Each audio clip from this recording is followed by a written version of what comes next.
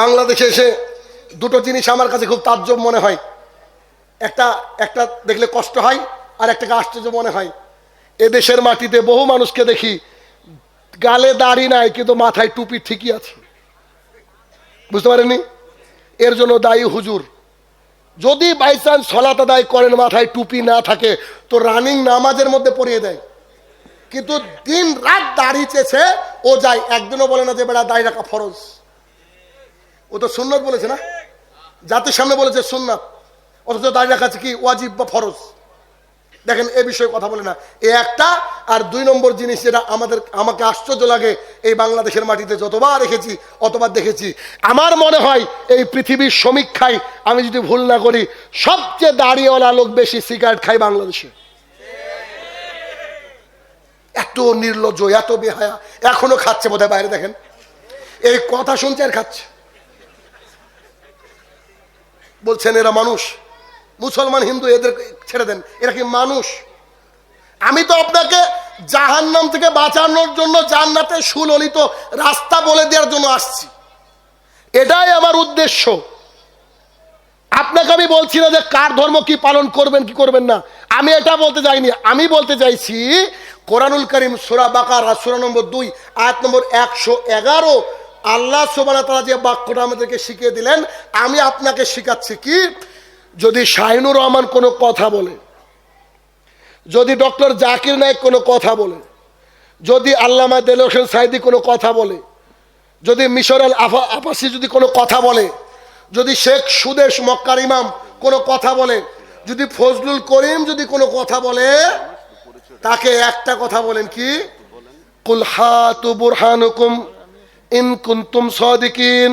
আপনি যদি সত্যবাদী হন তো দলিল দেন। বলেন, আপনি যদি সত্যবাদী হন তার দলিল দেন। এটা কাকে বলবেন? আমাকে যেমন বলবেন, আপনার হুজুরকে একটু বলে দেখেন দেখি, একটু বলেন হুজুর নাইটওয়ান দিয়ে যে নামাজ শুরু হলো একটু দলিলটা দেন না। আমি তো শুনেছি যে এটা নাকি বলা নাই, নিয়াতের কাজ নাকি অন্তর, নিয়াত নাকি অন্তর দিয়ে করতে হয়, এটা নাকি মুখে বলার জিনিস নয়।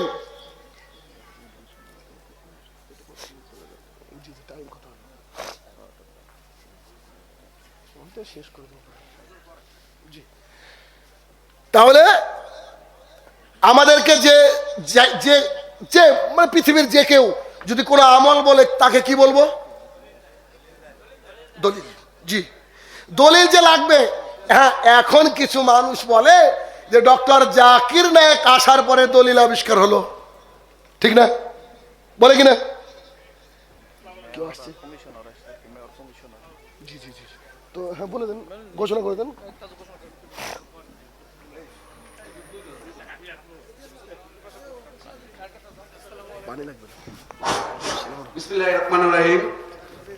যাই হোক, যেটা বলছিলাম সেটা হচ্ছে অনেক রাতও হয়েছে, আর বেশি কথা বলা যাবে না, গলার অবস্থাও খারাপ। তো দুটো বিষয়ে টাচ করব।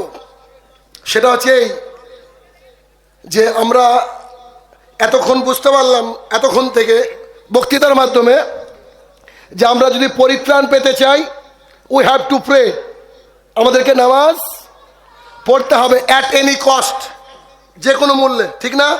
এক। দুই, এই নামাজের মাধ্যমে যদি আল্লাহর কাছে দোয়া কবুল করাতে চাই তো আমাদেরকে যে খাবারটা খেতে হবে ওটা হালাল খেতে হবে। এবং ইসলাম এমন একটা জীবন বিধান, a complete code of life, পূর্ণাঙ্গ জীবন বিধান। যদি সমাজকে আমরা ইসলামভাবে, ইসলামিক আইন কানুন দিয়ে সাজাতে চাই তাহলে একটা সুন্দর সোসাইটি আসতে পারে। কেমন? সূরা মাইদা সূরা নম্বর 5 আয়াত নম্বর 90 আল্লাহ সুবহানাহু ওয়া তাআলা বললেন, নিশ্চয়ই মদ, জুয়া, মূর্তি পূজা, লটারি সবগুলা কি হারাম।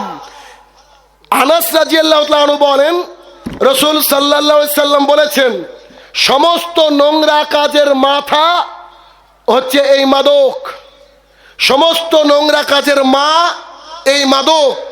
মানুষ নর্মাল অবস্থায় যে কাজটা করতে পারে না, ওকে যদি একটু মাদক সেবন করিয়ে দেন, হি ক্যান ডু, সে পারে।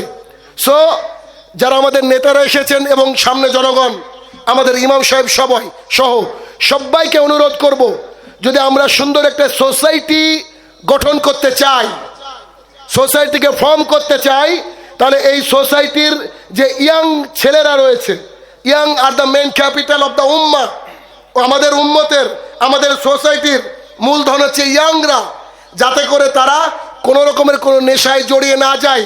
এটা হতে পারে পাবজি, হতে পারে ফ্রি ফায়ার, হতে পারে আপনার বাবা ইয়াবা, হতে পারে মদ, হতে পারে আদার্স। এইখান থেকে যদি আমরা দূরে থাকতে পারি, আমাদের সমাজ একটা সুস্থ সমাজে পরিণত হবে। আমি গত কয়েকদিন আগে নাটোরের মহারাজপুর বলে একটা গ্রামে প্রোগ্রাম করলাম। আমি অবাক হয়ে গেলাম, সেখানকার এমপি থেকে শুরু করে সেখানকার থানা প্রশাসনের অ্যাক্টিভিটি।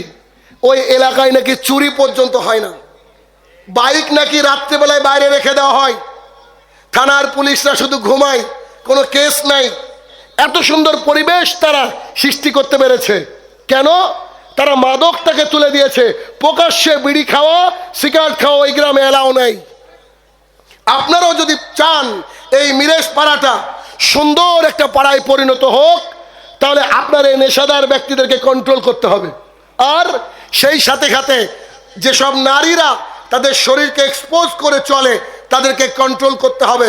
কেননা পশ্চিমা সভ্যতার কোন একজন বিখ্যাত ব্যক্তিত্ব বলেছিলেন, if you want to destroy this world without war, put their adultery. তোমরা যদি চাও এই বিশ্বকে ধ্বংস করতে যুদ্ধ ছাড়া, তাহলে তার মধ্যে শুধু অ্যাডাল্ট্রি ছড়িয়ে দাও, মহিলাদেরকে পোশাকটাকে কেড়ে জাতির সামনে পেশ করো। ঠিক না?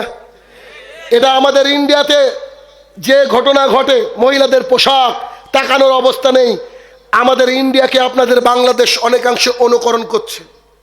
এই নারীরা বাংলাদেশের বুকে এসেও জিন্স পরিহিতা নারীকে দেখতে হচ্ছে।